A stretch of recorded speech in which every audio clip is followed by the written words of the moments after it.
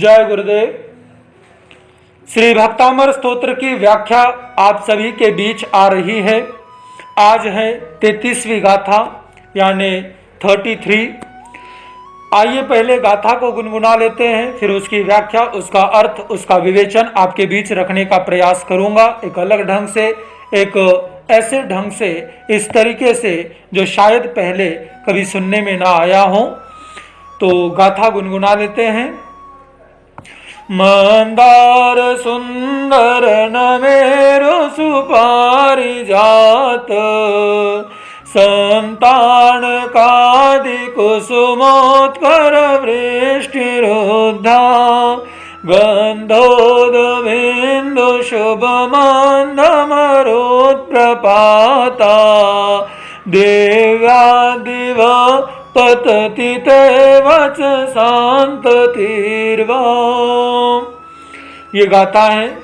इस गाथा का अर्थ किया जाता है, हे भगवान, आपके समो शरण में जब देवगण आकाश से मंदार, सुंदर, नमेरु, पारिजात आदि दिव्य वृक्षों के सुंदर पुष्प व सुगंधित जल गंधोदक की वर्षा करते हैं, तब मंद मंद पवन के झोंके से हिलोरे खाते वे ऐसे भव्य प्रतीत होते हैं कि मानो आपके श्रीमुख से वचन रूपी दिव्य पुष्प ही बरस रहे हैं। ये भावार्थ है। यहाँ पर आचार्य मानतुंग बहुत ही सुंदर चर्चा कर रहे हैं। भगवान का अगला प्रतिहार्य पंच पुष्प वृष्टि, 5 तरह के फूलों की जो वर्षा होती है, उसके संदर्भ में यहाँ पर चर्चा है। जो इंद्र होता है, उसका जो महल होता है, उसके बाहर जो उद्यान होता है, बगीचा होता है, आज की भाषा में जो पार्क होता है, उसके अंदर 5 तरह के वृक्ष होते हैं जिन पे ये फूल खिलते हैं। और ये ऐसे वृक्ष हैं जिन पे हमेशा, हर समय, हर काल में पुष्प खिले रहते हैं। ऐसे सदाबहार पुष्पों की चर्चा है जो 5 तरह के हैं। पहला है मंदार, दूसरा है सुंदर, तीसरा है नमेरु, चौथा है सुपारिजात और 5वां है संतानक। ये 5 प्रकार के पुष्प। और जब इंद्र देव दुंदुभी को बजाता है और उसके बाद जब सारी आवाजें बंद हो जाती है और परमात्मा की देशना शुरू होने वाली होती है, तो देव दुंदुभी का नाद समाप्त होते ही इन 5 प्रकार के पुष्पों की वृष्टि होती है, बरसात होती है।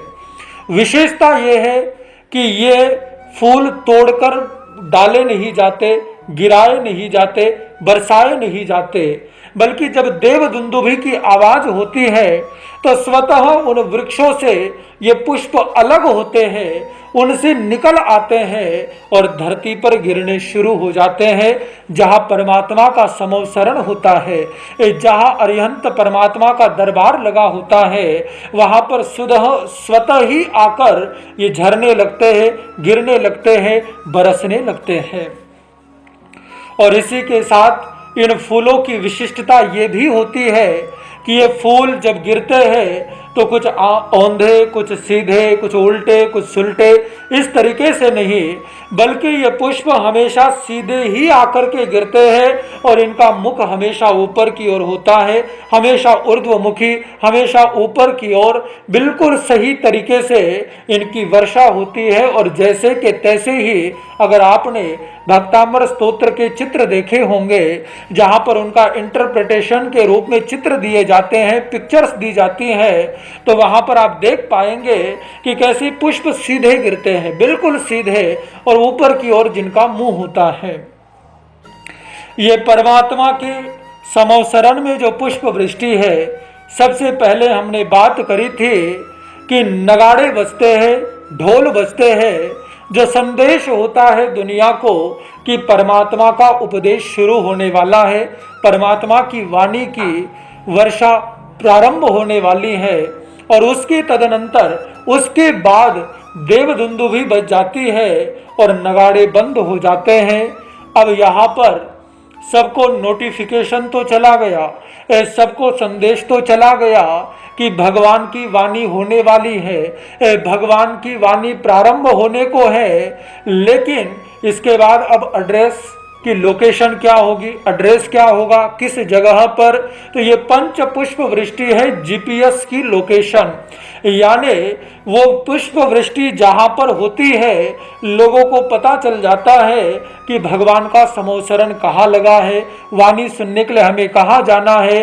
आकाश से झरझर बरसते उन पुष्पों को देखकर जो परमात्मा की वाणी का रसास्वादन करना चाहते हैं वो समोसरण का रास्ता पाकर समोसरण कहाँ है उन्हें पता चल जाता है और वे वहां पर पहुंच जाते हैं, वहां पर जाकर परमात्मा की वाणी को ग्रहण करते हैं।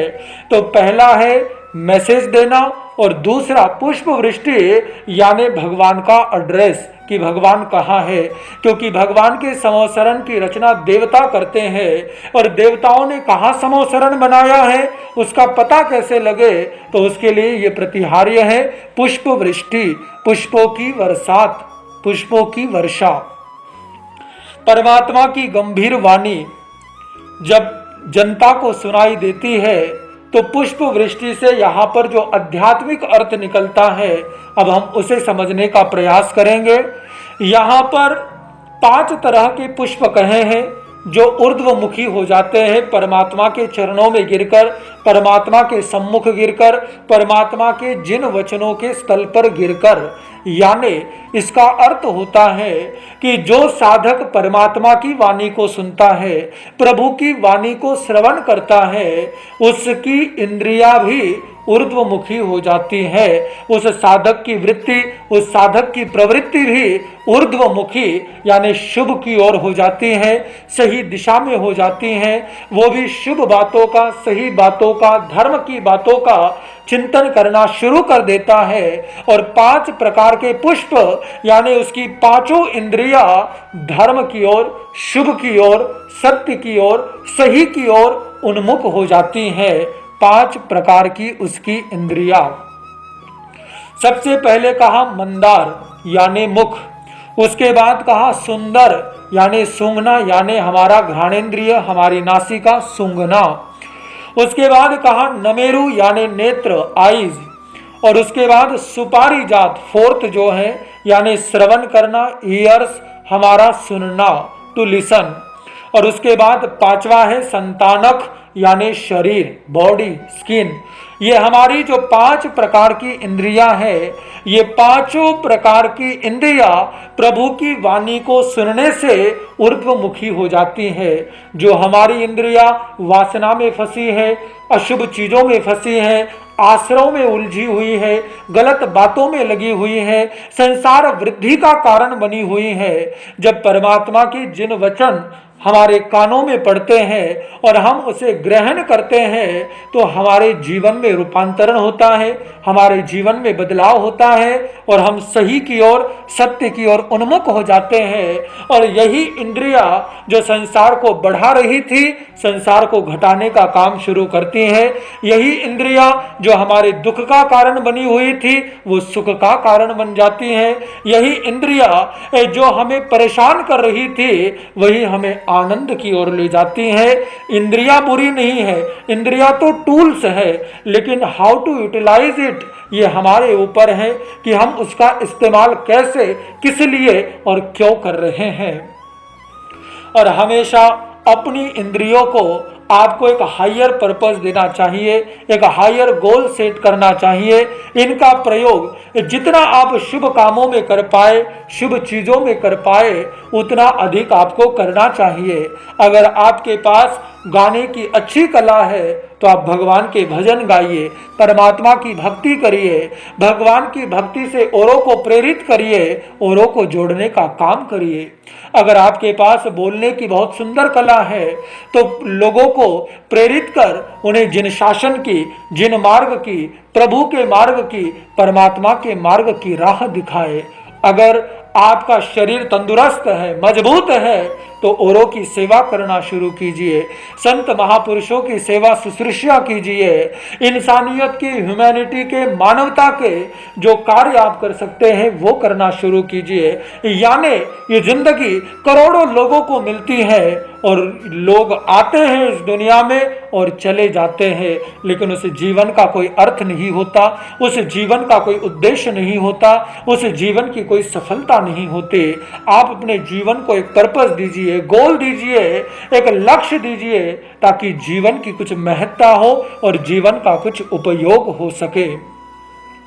इसके बाद आचार्य मानतुंग ने यहाँ पर गाथा में आगे कहा कि केवल पुष्प वृष्टि ही नहीं बल्कि गंधोदक इत्यादि भी छिड़के जाते हैं।